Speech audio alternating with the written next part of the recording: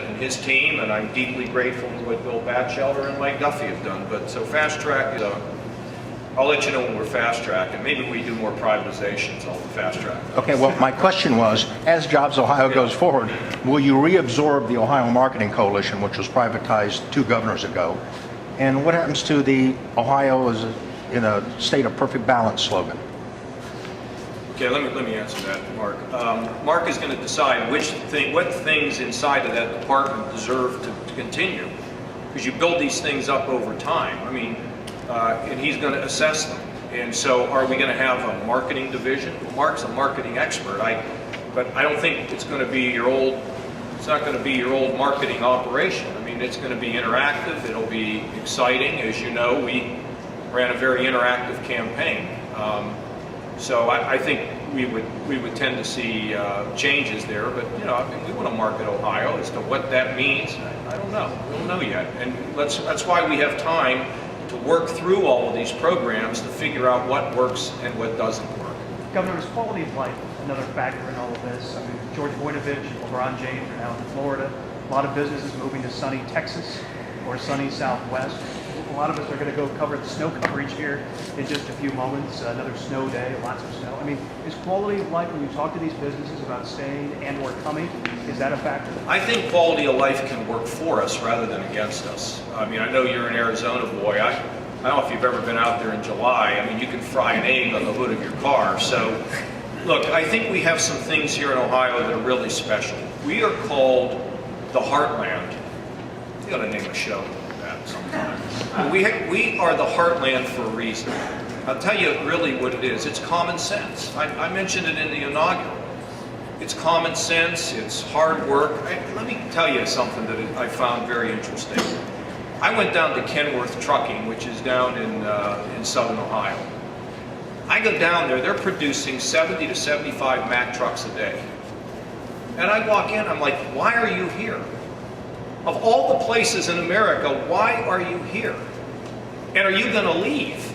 They said, no, we're not going to leave. We're doing a great job here. We're profitable. Our costs are low. Our workers are good. Which then turns a light on in my head that if we can we can sell some businesses. We met with a packaging company from Japan or India the other day, and I told them, look, think about the northwest part of Ohio, or think about the Mahoning Valley, or think about southern Ohio, because people are hungry to work, and they will work efficiently and effectively. Jim, the other thing is, we're a family-friendly state. I mean, we don't get confused here in Ohio. That's why people leave with a heavy heart. They don't leave. Nobody wants to go to Florida. But let me just give you an example. So you build a company, and folks, I just hope I can get this through to you. So you build a company, and you have capital gains coming, okay? If you live in Florida, you pay 15% capital gains. If you live in Ohio, you will pay almost 20% capital gains. Where are you going to live? Now, it's hard for people to decide to go to Florida, but they'll go. Because over time, their accountants are beating them up, saying, are you crazy? So, Jim, if we can, and that's why it's great that income tax now is under 6%. Because now it allows me to say, hey, we're moving in the right direction.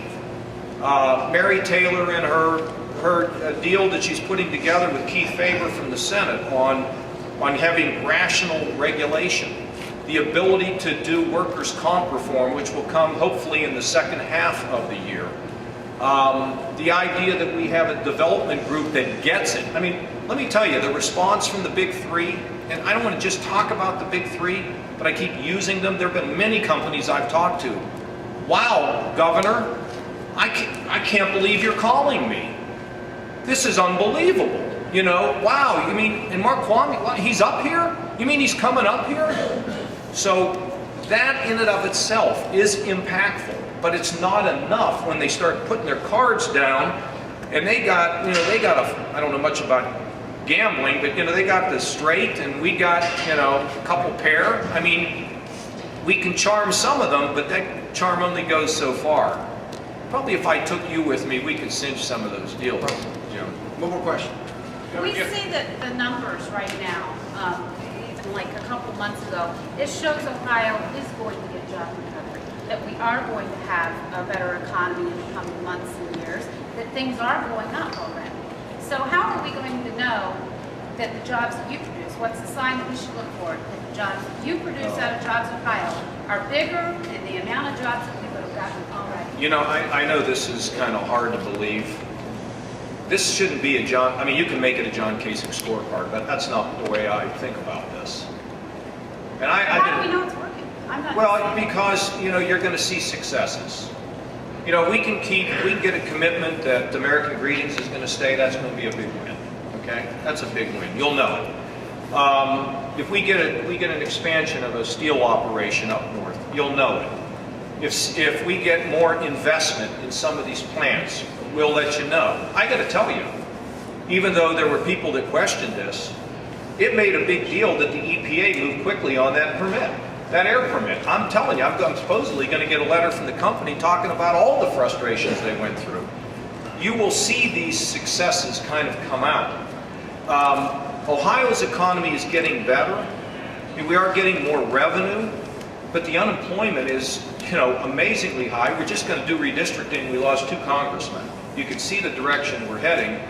But us growing at a slower pace than the entire rest of the country is not acceptable. So if we come, and you know, again, we're getting better, but you know, unemployment is unbelievably, agonizingly high. And so at the end of the day, I think we will know, we will feel the fact that we're moving, that there's more success, that there's more things happening. And hopefully we'll have some really good positive announcements to make. Laura, last question. Yes, other states have gone to this model of having a private development entity run their economic development efforts with some, you know, mixed success. No. So have you learned other lessons from other states on how to structure it or not structure it so that you get a better product? You know, we didn't spend a lot of time, I don't know, I mean, shake your heads. Did we spend a lot of time looking at other, I guess they did. But you know, I didn't. When I came up with it during the campaign, I mean, I think as we move forward, they probably checked with people. But during the campaign, I didn't like check around with anybody. This made total sense to me. Yeah, we're always trying to learn lessons. I mean, give you an example. You've heard me talk about the turnpike. I mean, you think we don't study what's going on in Indiana? I mean, or what happened there? You know, I've talked to Mitch Daniels about it. You have to look at what's happening in other states. It's interesting though, Laura. Ohio is, in many ways, we're one of very few states that still hang on to systems that other states have moved past. You know, whether it's development, whether it's liquor, whether it's turnpike, whether it's, you know, workers' comp, you know, we seem to be one of like 5 in every category that still kind of clings to things that were invented 100 years ago. But you always want to talk to other people to find out where the pitfalls are and the trap doors. But I have to tell you, down there in Dayton, at that Dayton coalition, created by the way because they were there to fend off the closing of Wright Patch, it's become a very effective organization. I went down there, you know, I guess it was last week. Mark and I went together down. I spoke to their big group, about 1,000 people. We have some regional development people that are pretty darn good, but they need help and they need us to respond. We have a test going on. You know, every call returned within 48 hours. Mark says that a term sheet in 72 hours for a company that wants to do this. I think this is, I believe this is our best way forward, and we'll win this battle. We will win this battle. Thank you all very much.